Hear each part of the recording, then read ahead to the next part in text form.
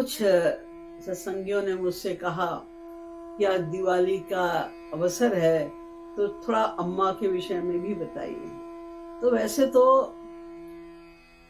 आपको मैं बताऊं कि महापुरुष जो इस धरती पर अवतरित होकर आते हैं वो दो प्रकार के होते हैं। एक तो वे जो जीव कल्याण के लिए आते हैं अवतरित होके, तो उन्हें तो अपनी दिव्य प्रतिभाओं को, अपने दिव्य गुणों को प्रकट करना पड़ता है, क्योंकि वो ना करें तो प्रचार कैसे करें, जीव कल्याण कैसे करें। क्योंकि अगर लोगों को आभास ना हो कि ये कोई दिव्य पर्सनैलिटी है, इनका ज्ञान और इनके गुण दिव्य दिव्य हैं, तो वो मानेंगे नहीं, सुनेंगे नहीं उनको। इसलिए उन्हें अपनी दिव्यता को थोड़ा बहुत प्रकट करना पड़ता है। किंतु अधिकांश संत हमारे देश में ऐसे हुए हैं जिन्होंने अपने आप को गुप्त रखा, यानी लोगों को मालूम नहीं होने दिया कि हम संत हैं, हमारे पास दिव्य शक्ति है, दिव्य गुण है, हम भगवत प्राप्ति कर चुके हैं। ये आभास न होने पाए किसी को, इस प्रकार रहते हैं। उनको प्रच्छन्न संत कहते हैं। श्री महाराज जी को सब जानते हैं। उन्होंने पूरे विश्व में अपने ज्ञान की पताका को फहरा दिया। सारे विश्व में उनके ज्ञान का आलोक विस्तृत हो रहा है। सारे विश्व में राधा नाम का प्रचार कर दिया, निष्काम भक्ति का प्रचार कर दिया। उन्हें कौन नहीं जानता। फिर उनको जगत गुरु उत्तम पदवी से अलंकृत भी किया गया। इसलिए वो तो उनको तो सब समझते हैं कि वो एक दिव्य व्यक्तित्व थे। किंतु हमारी अम्मा जो एक प्रच्छन्न विभूति हैं, जो महाराज जी के समस्त सफल कार्यों की मुख्य प्रेरणा स्रोत हैं, उन अम्मा को बहुत थोड़े से लोग, जिन्हें आश्रम में रहकर अम्मा के पास रहने का सौभाग्य प्राप्त हुआ, वही थोड़ा थोड़ा जानते हैं। मैं भी उनमें से एक हूँ। यद्यपि मुझे अम्मा का सानिध्य मिला है महाराज जी की अतीव कृपा के कारण, लेकिन अम्मा को समझना, उनकी दिव्यता को आंकना, ये मेरे जैसे लोगों के वश की बात नहीं है। लेकिन फिर भी जितना भी मैंने समझाया, जो कुछ परिचय मुझे अम्मा का प्राप्त है, वो आज मैं आप लोगों को सुना देती हूँ। आशा है आप लोग को अच्छा लगेगा। अम्मा का जन्म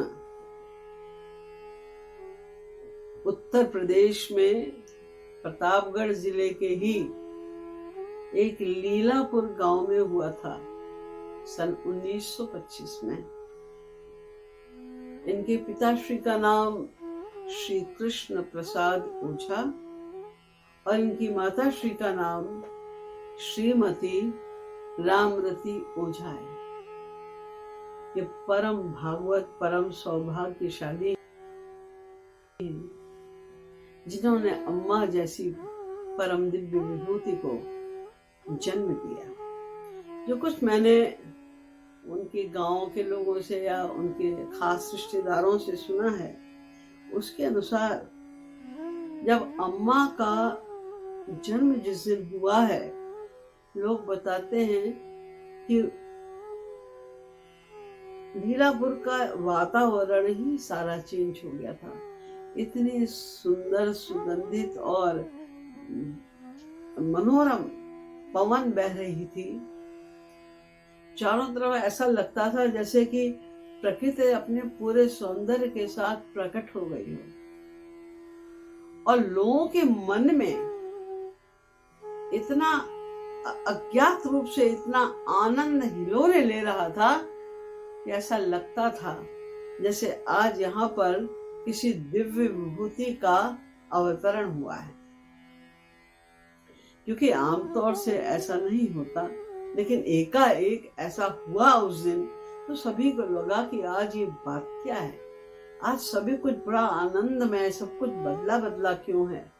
और जो दिव्य आनंद की अनुभूति उनको हो रही थी मन ही मन, उससे ही उनको ये थोड़ा अनुमान लगा कि शायद आज कुछ यहाँ पर दिव्य विभूति का अवतरण होने वाला है। ऐसे गांव में प्राचीन काल में विशेषकर अगर किसी लड़की का जन्म होता था तो लोग किसी को बधाई देने नहीं जाते थे, क्योंकि लड़की का जन्म मंगलकारी नहीं समझा जाता था। इसे लोग कोई बधाई देने नहीं जाते थे, किसी को वो खास लड़की आ रहे ठीक है, ऐसे ही होता था पहले। लेकिन आश्चर्यजनक बात यह है कि जब अम्मा का जन्म हुआ तो गांव वालों के मन में अपने मन से इतना उत्साह, इतना आनंद हुआ कि वो अपने आप को रोक नहीं पाए और उनके घर पर जाकर उनके माता पिता को उन्होंने बधाई दी। वहां जाकर बधाई, और बहुत से लोगों ने उनके दर्शन की इच्छा भी प्रकट की। अम्मा का सौंदर्य भी विलक्षण था। छोटी सी बालिका के रूप में उनका रंग तो गोरा था ही, उनके मुख की जो मुस्कान थी, जो उनके लाल अधर थे, वो सभी कुछ इतने आकर्षक थे कि सौंदर्य कोई अगर यूं कोई देखे तो कोई विशेष सौंदर्य नहीं था, लेकिन उसमें जो आकर्षण होता है वही दिव्यता का परिचायक होता है। वो उनके अंदर था विशेष रूप से। ये सभी लोगों ने इस बात को बताया। जब अम्मा थोड़ी और बड़ी हुई और उनके जो बाल सुलभ क्रीड़ाएं थी उनके माता पिता ने देखा और सबने देखा, तो ऐसा आभास होता था कि उनकी ये क्रीड़ाएं साधारण बालक बालिकाओं से भिन्न है। साधारण बालक बालिकाओं की इस प्रकार की क्रीड़ाएं, इस प्रकार की वार्ताएं नहीं होती। उनकी जो भी लीलाएं थी थोड़ी डिफरेंट होती थी। तो उनके अंदर कुछ दिव्य गुण इनके माता पिता को और इनके पितामह, इनके ग्रैंडफादर अम्मा के माता प्रसाद जी थे, बड़े ज्योतिषाचार्य थे, फेमस एस्ट्रोलॉजर थे उस टाइम के। उन्होंने भी देखा, उन्हें भी मन ही मन ऐसा लगता था कि ये लगता है कि कोई दिव्य कन्या है जिसने हमारे घर में अवतरण लिया है। तो जो उनके फादर थे उनके मन में बहुत आती थी ये बात, अगर ये कन्या दिव्य है तो बड़े होके जब इसका विवाह होगा और जो इससे विवाह करेगा वो तो इससे भी ज्यादा दिव्य गुणों से युक्त होगा, तो वो कौन होगा? यानी श्री महाराज अम्मा के भावी पति को देखने की इच्छा उनके मन में इतनी प्रबल थी, लेकिन उन्होंने कभी किसी से कहा नहीं। बहुत ही सरल स्वभाव के थे अम्मा के पिताजी, इतने सरल कि आप सोच भी नहीं सकते। लेकिन उन्होंने किसी से कुछ नहीं कहा। एक बार अकस्मात अम्मा के जो ग्रैंडफादर थे माता प्रसाद जी, वो महाराज जी के फादर से मिलने गए। उनके आपस में दोनों जिम्मेदार थे, तो आपस में परिचय था। बाय द वे वो महाराज जी के फादर से मिलने के लिए गए। तो जब वो आपस में बात कर रहे थे तो एकाएक उनकी दृष्टि एक 8 वर्ष के छोटे से बालक पर पड़ी। वो जब उन्होंने देखा, बस वो एकटक उसको देखते ही रह गए। घुंघराले बाल हैं, आंखों में, चितवन में कितनी चंचलता है, मुस्कुराहट बिल्कुल अपनेपन की मुस्कुराहट है, इतनी प्यारी मुस्कुराहट है। ये चंचलता तो राधा श्री कृष्ण के समान इनके अंदर लग रही। वो लगातार उनको एकटक भौचक्के होकर देखते रहे। जब महाराज जी के फादर लालता प्रसाद जी, उन्होंने देखा कि वो लगातार देख रहे हैं उधर, तो उनका ध्यान आकृष्ट करने के लिए उन्होंने कहा, ये मेरा सबसे छोटा पुत्र राम कृपालु है। तो उनकी दृष्टि वहां से हटी। वे अपने मन में सोच रहे थे, इसको देखकर तो मेरी वही स्थिति हो रही है जो राम लक्ष्मण को देखकर जनकपुर में जनक जी महाराज की हुई थी। किंतु उन्होंने कुछ कहा नहीं। और तब से बराबर वो महाराज जी के रूप का, वो आकर्षण का, उनके सौंदर्य का चिंतन करते करते घर पहुंच गए लीलापुर। मौका देख के अब उनके मन में ये आया कि हमारी पौत्री जो पद्मा है उसके लिए बेस्ट वर ये होगा। अब सोचिए, अम्मा की आई तो 5 वर्ष की थी और महाराज जी 8 वर्ष के, और वो अभी से उनके विवाह की बात सोच रहे हैं। और उन्होंने ये सोचा कि ये बेस्ट इनके लिए यही वर होगा। तो उन्होंने समय देखकर अम्मा के फादर को बुलाया और महाराज जी का पूरा वर्णन किया और ऐसा कहा, मुझे ऐसा लगता है ये बालक साधारण नहीं है, बहुत प्रॉमिसिंग, बहुत होनहार लगता है। अवश्य ये कोई बड़ा व्यक्ति बनेगा भविष्य में। तो मेरी इच्छा ये है कि क्यों ना पद्मा का विवाह उनके इसी छोटे पुत्र रामकृपालु से कर दिया जाए। एकदम उनके फादर की आंखों में चमक आ गई, बहुत वो खुश हो गए। इन्होंने तो हमारे बिल्कुल मन की बात कह दी। मैं तो कब से सोच रहा था, लेकिन हमने सोचा कि 5 वर्ष की कन्या के विषय विवाह की बात करूंगा तो लोग क्या कहेंगे। ऐसा सोच के उन्होंने कभी किसी से कहा नहीं, लेकिन जब उनके फादर ने ऐसे कहा तो उन्होंने कह दिया, भाई आप तो घर के सबसे बड़े हैं, बुजुर्ग हैं, आपकी जैसी इच्छा। ऐसा कह के उन्होंने स्वीकृति दे दी। अब उनके जो ग्रैंडफादर थे अम्मा के, वो प्लान करने लगे और कुछ ही दिनों में दोबारा जाकर मिले महाराज जी के फादर से। महाराज जी के फादर भी बड़े भागवत और बहुत ही जैसे विनम्र स्वभाव के काइंड पर्सन थे वो। तो उनसे उन्होंने अपनी इच्छा व्यक्त की कि हमारी पुत्री जो है, पौत्री, उसके भी इतने ऐसे गुण हैं और आपके पुत्र को मैंने देखा तो मुझे लगा कि ये बेस्ट मैच रहेगा। तो अगर आपकी स्वीकृति हो तो हम इनका विवाह तय करें। ठीक है, आपकी जैसी इच्छा। वो भी हो गया। फिर उन्होंने हिम्मत करके उनकी कुंडली मांगी महाराज जी की। जब उन्होंने कुंडली पढ़ना शुरू किया, क्योंकि वो तो ज्योतिषाचार्य थे, उनको इसका बहुत ज्ञान था, तो उनकी आंखें और भी चमक गई, क्योंकि जो जो उनके मन में पहले आशंकाएं थी महाराज जी के विषय में कि ये ऐसे ऐसे होंगे, उन सब चीजों की पुष्टि होती गई। वो बहुत खुश हो गए। और जब वो गए फिर उसके बाद उन्होंने मैरिज भी तय कर दी और हो गई। अम्मा और महाराज जी के का विवाह संपन्न हो गया। विवाह संपन्न होने के दूसरे दिन गांव में एक प्रथा होती है कि दूसरे दिन एक सेरेमनी होती है, इसको खिचड़ी कहते हैं। यानी खिचड़ी जो होता है उसको कच्चा खाना नहीं, ऐसा भोजन जो बिना तेल या घी वगैरह के बनता है, जैसे रोटी है, चावल है, खिचड़ी भी ऐसी खाली नमक डाल के दाल चावल मिक्स करके उबाल दिया जाता है। तो ऐसा जो भी भोजन उसे कच्चा खाना कहते हैं। तो उस समय ब्राह्मण लोग किसी दूसरे के घर में जाकर कच्चा खाना नहीं खा सकते थे। तो पूरी है, सब्जी है, जो ऑयल के साथ में, घी के साथ में पकता है, उसे पक्का खाना कहते हैं, वो खा सकते थे, लेकिन कच्चा खाना खाते नहीं थे। तो दूसरे दिन खिचड़ी होती थी, तो उसमें दोनों परिवार के सारे लोग बैठ के इकट्ठे भोजन करते थे। इसका मतलब ये होता था कि आज से ये दोनों परिवार मिलकर एक हो गए, अब इनमें कोई भेदभाव नहीं रहा। तो उस समय जब सारे दोनों कुटुंब के लोग उपस्थित थे, तब उन्होंने इन दोनों की कुंडली पढ़ के सुनाई और ये कहा कि मैं तो ज्योतिष करते करते मुझे सारी उम्र बीत गई, 40-50 साल का मेरे पास एक्सपीरियंस है, लेकिन एक अद्भुत बात मैंने देखी कि लोगों के 7-8 गुण भी मिल जाएं, वर और वधू के 7-8 गुण भी मिल जाएं तो बड़ी बात होती है। इन दोनों के 25 गुण मिल रहे हैं, 25 गुण दोनों के मिल रहे हैं। ये बहुत आश्चर्यजनक बात है।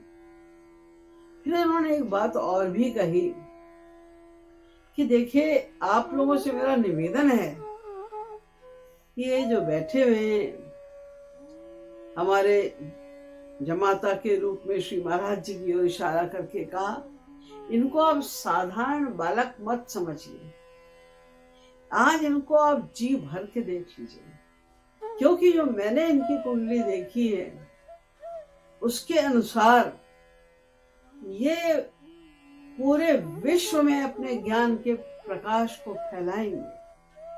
ये विश्व की एक बहुत बड़ी विभूति के रूप में उभरेंगे और उस समय इनके दर्शन पाना भी बहुत मुश्किल हो जाएगा। इसलिए मेरी आप लोगों से प्रार्थना है, आज आप इन्हें जी भर के देख लीजिए। भविष्य में आपको इनके दर्शन का अवसर मिले ना मिले। और मैं आपको एक बात और भी बता दूं कि ये जो इनके कुंडली में जो इनके ग्रह नक्षत्र हैं, जो इनके कुंडली बता रही है, ऐसे गुण किसी मनुष्य में नहीं होते। ये गुण साक्षात नारायण के हैं। इसलिए मेरा जो ज्योतिष ज्ञान है वो तो यही बता रहा है कि ये साक्षात नारायण के अवतार हैं। मेरी बात पर आप लोग विश्वास कीजिए। ऐसा उन्होंने काफी डिटेल में श्री महाराज जी को बताया और तब से महाराज जी के फादर की भी और ग्रैंडफादर की भी महाराज जी के प्रति और अम्मा के प्रति सदा ईश्वरी भावना रही, दिव्य भावना ही रही। कभी कभी श्री महाराज जी लीलापुर जाते थे। कारण क्या है कि गांवों की प्रथा के अनुसार जब लड़की का विवाह होता है तो उसको तुरंत विदा नहीं किया जाता, क्योंकि बाल विवाह की प्रथा थी। तो बालकपन में छोटी छोटी लड़कियों का विवाह होता था, तो जब तक वो थोड़ी मेच्योर ना हो जाएं उन्हें ससुराल नहीं भेजा जाता था। तो शादी तो हो जाती थी लेकिन लड़की को पति के घर में नहीं भेजते थे, 4-5 साल के बाद भेजते थे। तो कभी कदा श्री महाराज जी लीलापुर जाते थे और उनके ग्रैंडफादर उनके साथ शास्त्रालोचन करते थे, यानी शास्त्र वेद पर उनकी वार्ता होती थी। तो महाराज जी को इतनी छोटी सी अवस्था में शास्त्र वेदों का विवेचन करते हुए अपने साथ में उनका शास्त्र वेदों का समन्वय आदि करते हुए देखकर बहुत आश्चर्यचकित होते थे और बड़े प्रभावित होते थे। इससे उनकी भावना श्री महाराज जी के प्रति और भी बढ़ती जा रही थी। कुछ साल के बाद अम्मा जी का गौना हुआ। गौना माने जब लड़की को विदा करके ससुराल भेजाता है। गवन शब्द से गवना बनता है, यानी डिपार्चर, कि अब वो लड़की इस योग्य हो गई कि अपने पति के यहाँ जा सकती है। तो उसमें भी जो गवना होता है उसमें भी लड़के के घर वाले खूब बैंड बाजे के साथ में सामान और तमाम गिफ्ट वगैरह के साथ में लड़की को विदा कराने के लिए जाते हैं।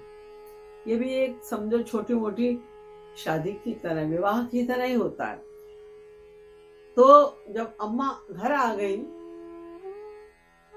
तो महाराज जी तो घर में नहीं रहते थे, मनगढ़ में बहुत कम रहते थे, क्योंकि पहले तो वो पढ़ाई की वजह से और बाद में प्रचार आदि के विषय के कारण पूरे साल में महाराज जी 3-4 बार, 4-5 दिन के लिए, कभी 3 दिन के लिए, कभी 5 दिन के लिए, ज्यादा से ज्यादा 1 हफ्ते के लिए मनगढ़ जाते थे। अदरवाइज वो हमेशा बाहर ही बाहर रहते थे। तो अम्मा तो बस उनकी प्रतीक्षा ही करती रहती थी और घर के अन्य मेंबर्स के साथ में मनगढ़ में ही रहती थी। जब महाराज जी आ जाते थे 4-5 दिन के लिए भी, तो उनके लिए उतना बहुत होता था। किंतु एक बार ऐसा हुआ कि पूरा साल बीत गया और महाराज जी मनगढ़ आए ही नहीं, 1 दिन के लिए भी नहीं आए। अम्मा के धैर्य का बांध टूटता गया और एक बार उन्होंने ये निश्चय कर दिया कि अब जब तक महाराज जी नहीं आएंगे मैं खाना नहीं खाऊंगा, मैं कुछ नहीं खाऊंगा। 1 आध दिन तो बीता, फिर बाद में सबको प्रकट हो गया ये तो कुछ खा नहीं रही है।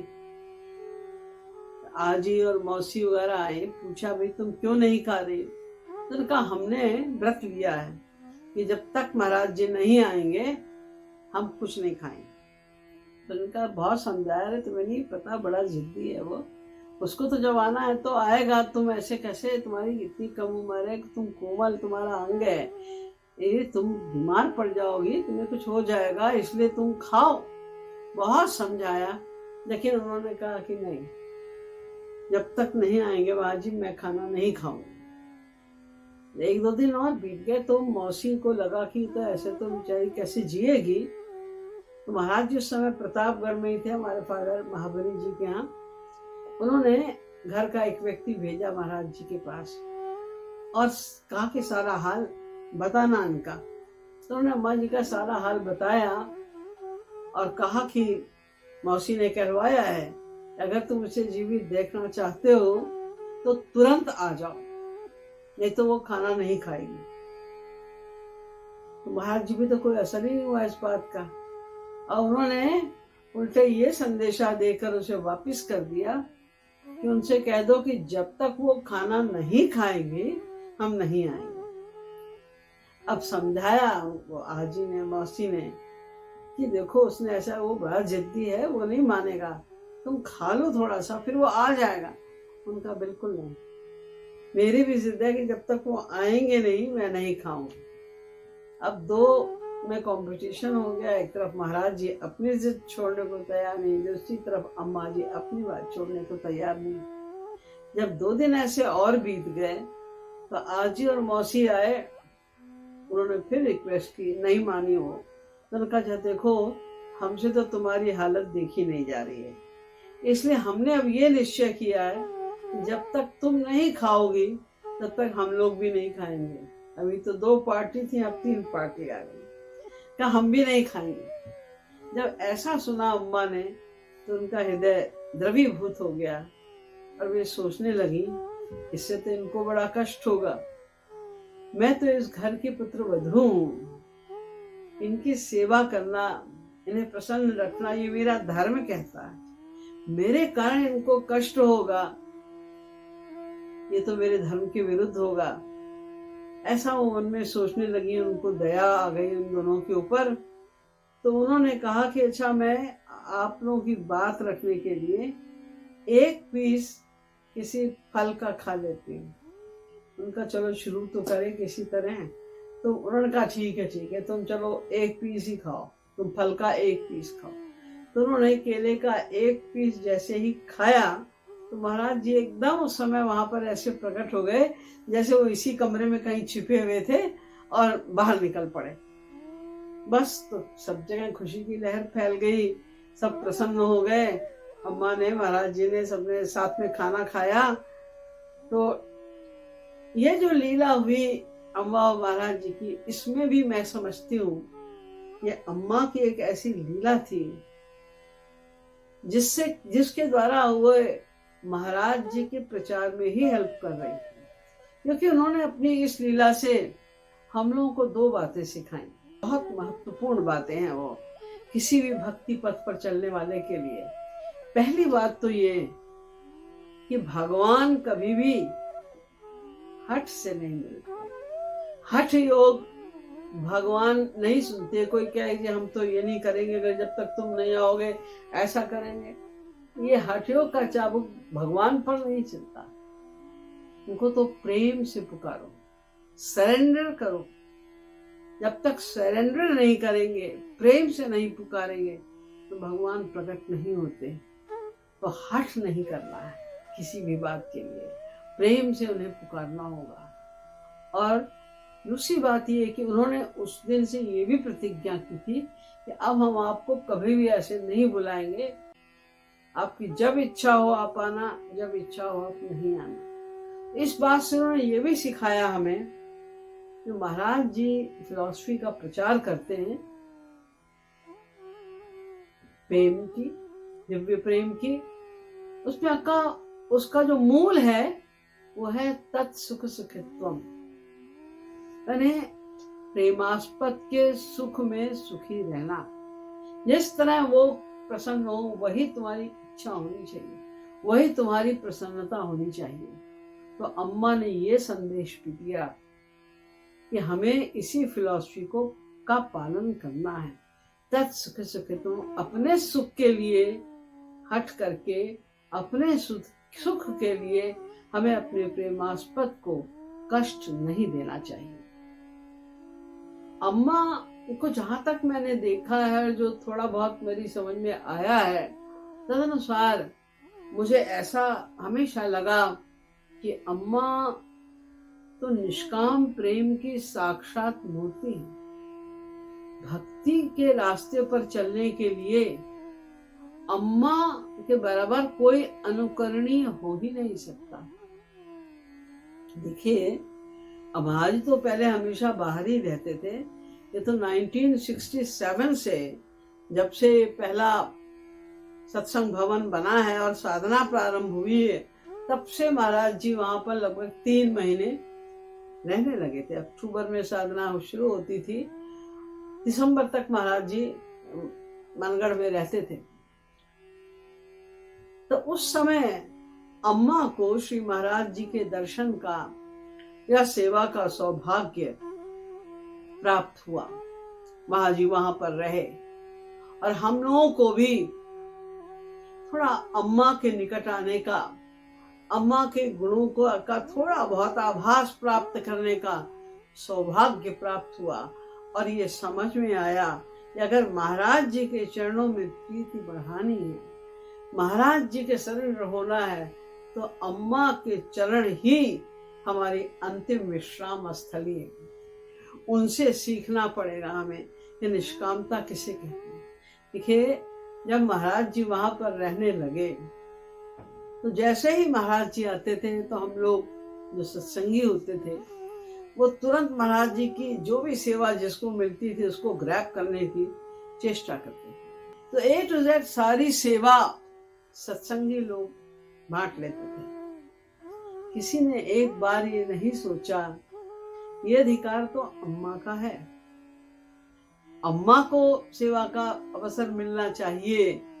ये अधिकार उनका था कि वो सब सेवा लेती है, फिर उनको जिसे जो सेवा देनी है वो दे। लेकिन नहीं, लोगों ने अपनी सेवा चुन ली, जो जो सेवा करता था। ना अम्मा ने इस बात से कभी मुंह बनाया, कभी ऐसा नहीं हुआ कि उनको ये दुख हो रहा हो, दिखाई दे रहा हो कि उन्हें कष्ट हो रहा है कि हमें सेवा क्यों नहीं मिल रही। ना उन्होंने कभी इसमें कोई आपत्ति दिखाई कि क्यों ये सेवा अमुक व्यक्ति क्यों कर रहा है, ये सेवा तो मुझे मिल, कभी नहीं, कुछ नहीं कहा उन्होंने।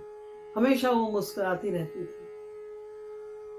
A to Z सारी सेवा दूसरे लोग करते थे। महाराज जी का जो कमरा था वो भवन में थोड़ा बाहर की ओर था, यानी उसका रास्ता बाहर भी निकलता है, अंदर भी निकलता है। और अम्मा का कमरा महाराज जी के कमरे के पीछे अंदर की तरफ था।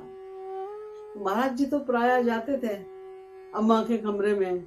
जब वो जाते थे तो उनके साथ में 5-6 लोग तो कम से कम होते ही थे।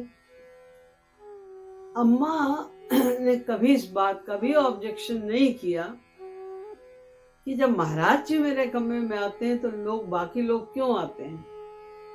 और ना महाराज जी ने कभी कुछ कहा। वो खुश, बहुत प्रसन्न होती थी जब महाराज जी उनके कमरे। लेकिन अम्मा कभी भी महाराज जी के कमरे में बिना महाराज जी के बुलाए नहीं जाती। हमने एक बार अम्मा से कहा, अम्मा महाराज जी तो आपके कमरे में जब देखो तब आ जाते हैं, आप क्यों नहीं जाती महाराज जी के कमरे में। तो अम्मा ने बड़े सरल ढंग से बात बताई मुझे। देखो, उनके अपने काम हैं, अपना ढंग है काम का। मैं नहीं चाहती कि उनके किसी भी कार्यकलाप में कोई डिस्टर्बेंस हो। वो जिस तरह से, जिससे जो सेवा लेना चाह रहे हैं, जब जो करना चाह रहे हैं वो करें। जब उन्हें मेरी जरूरत होती है वो बुला लेते हैं, मैं चली जाती हूँ वहां पर। लेकिन मैं उनके किसी कार्य में इंटरफेरेंस नहीं करना चाहती, मैं कोई बाधा नहीं पहुंचाना चाहती महाराज जी किसी काम में। इसीलिए मैं उनके कमरे में कभी नहीं जाती हूँ बिना बुलाए। ये अम्मा ही सोच सकती हैं, अम्मा ही ऐसा कर सकती हैं। इतनी अधिक उनमें निष्कामता थी। निष्कामता की पराकाष्ठा तो उस समय हमने देखी जब अम्मा लास्ट स्टेज में वो लोग पधारने के पूर्व हॉस्पिटल में थी और वो बहुत बीमार थी। उस समय मनगढ़ में होली की साधना चल रही थी। बहुत सारे लोग विदेश से भी और भारत के भी सब भागों से तमाम लोग आए हुए थे। महाराज जी तो मनगढ़ में थे, अम्मा दिल्ली के हॉस्पिटल में थी। तो रोज उनको फोन करके महाराज जी को सब हाल अम्मा का बताया जाता था और महाराज जी भी एक बार अम्मा को फोन कर लेते थे।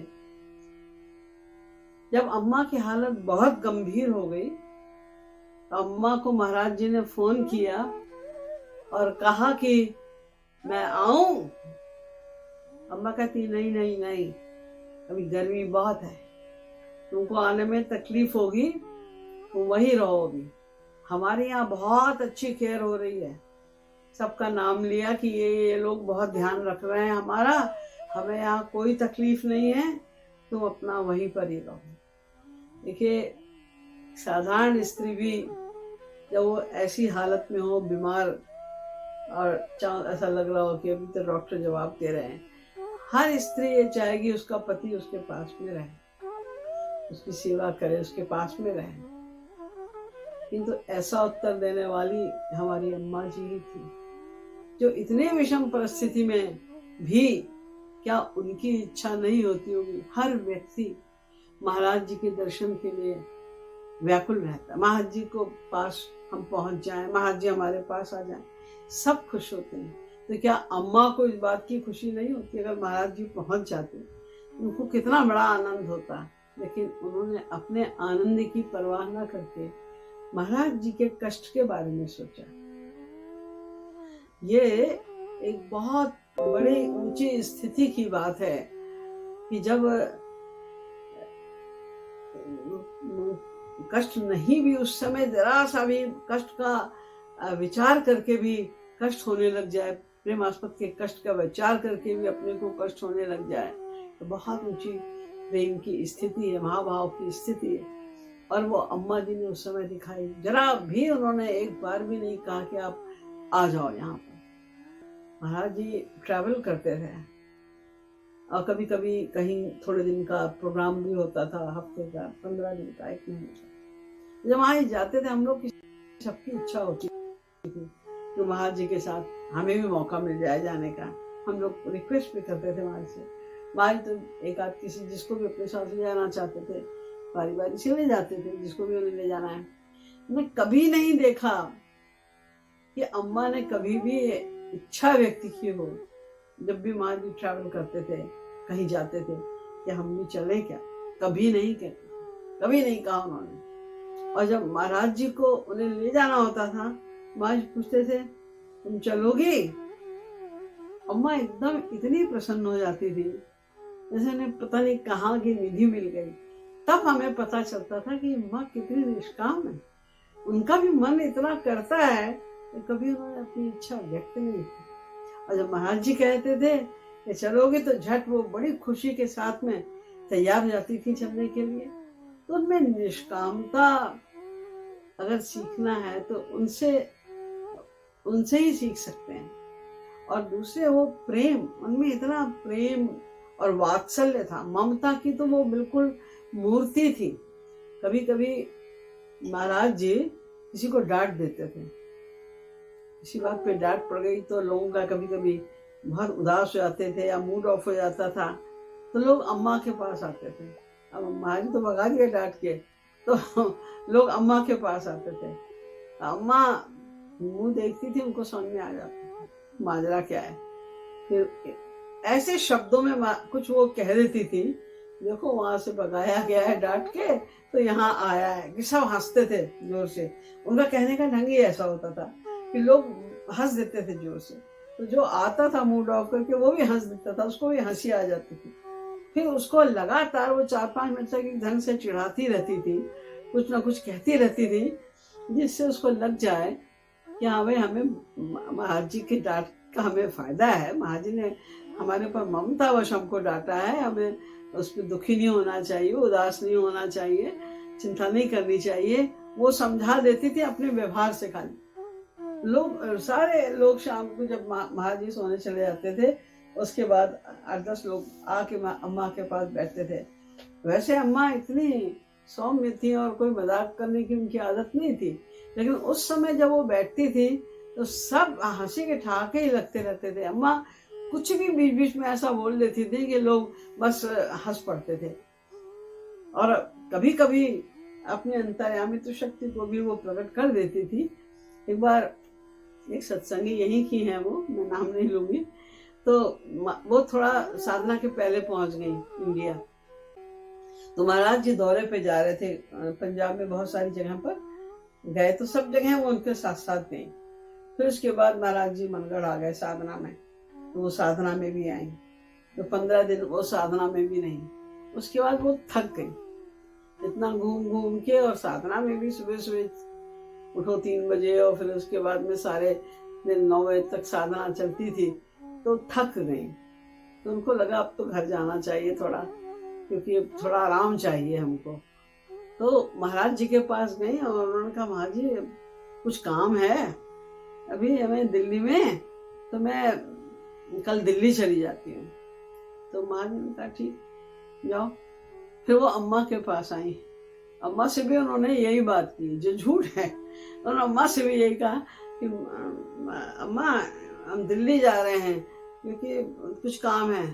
तो अम्मा कहती है, हाँ ये थक गई है ना बहुत बहुत, इसीलिए अब जा रही है, जाओ थोड़े दिन आराम करके आ जाना।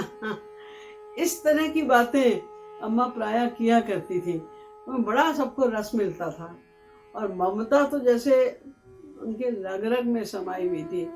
मैं देखती थी कि लोग आते थे जो उनसे भी उम्र में बड़े होते थे, लेकिन उनके सामने आके उनके चेहरे पे जो भाव होता था लोगों के, ऐसा कि वो बिल्कुल एक छोटे से बच्चे हैं, अम्मा उनकी माँ है। और अम्मा उसी तरह से सबसे बोलती थी। उनको ये नहीं लगता था ये तो हमसे बड़ा है तो मैं इसको बेटा कह के या तू कह के कैसे बोलूं, कुछ नहीं। वो उसी भाव से अपना वात्सल्य प्रेम के साथ में ही बात करती थी, हर एक के साथ में। यहाँ तक कि कोई कोई लोग अम्मा के सामने आके तुतलाने लग जाते थे, इतना ज्यादा उनमें ममत्व भरा हुआ था। वहां पर मनगढ़ में एक भैया अभी भी रहते हैं, वो इलेक्ट्रिशियन है वो।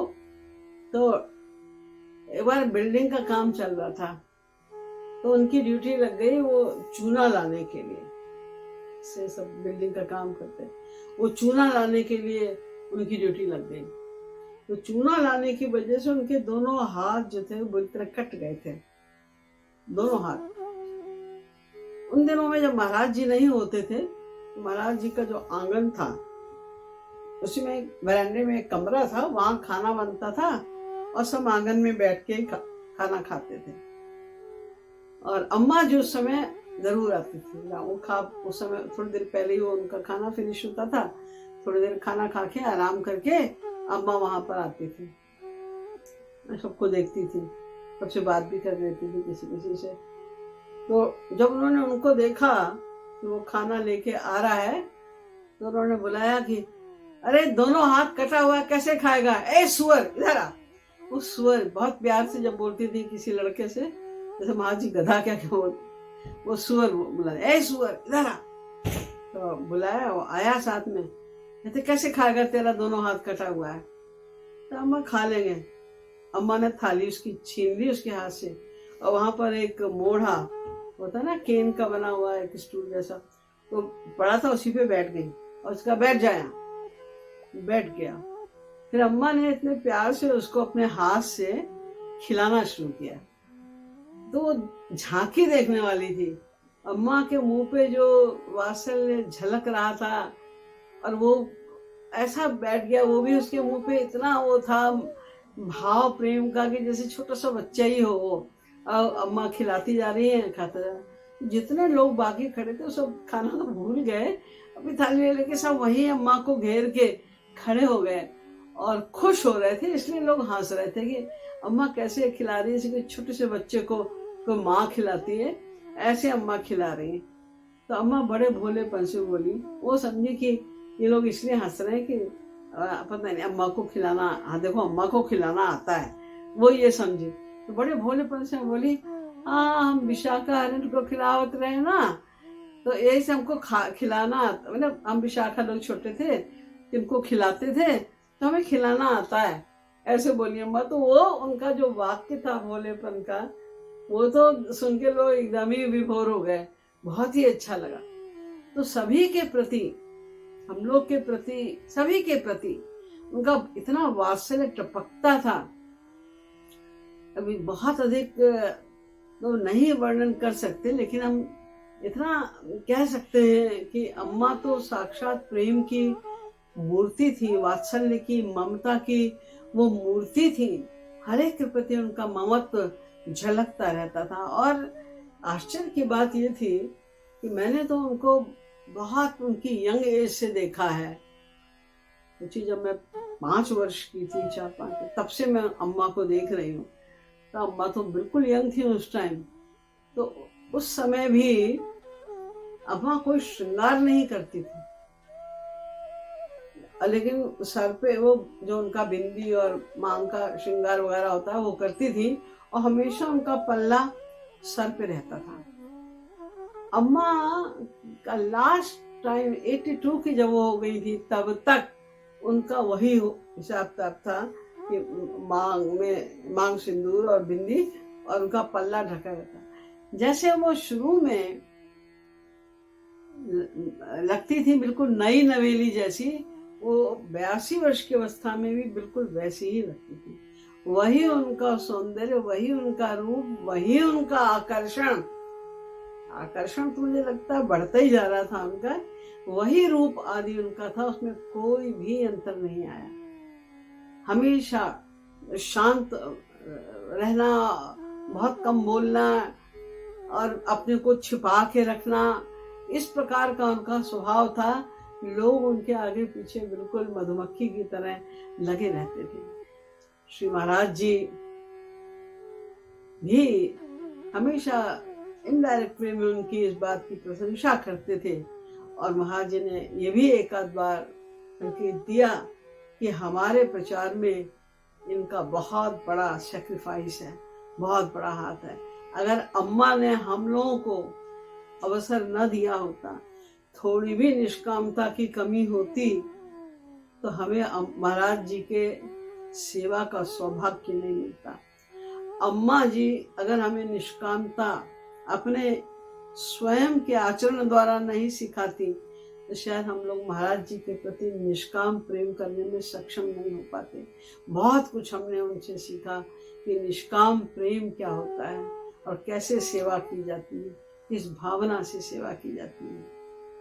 आज तो इतना ही, क्योंकि बहुत तो मुझे अम्मा के विषय में पता भी नहीं है। इतना मैंने पता था और जितना मुझे याद था वो मैंने आपको थोड़ा बहुत आज बता दिया। अब समय भी हो गया है इसे शेष पेश करने।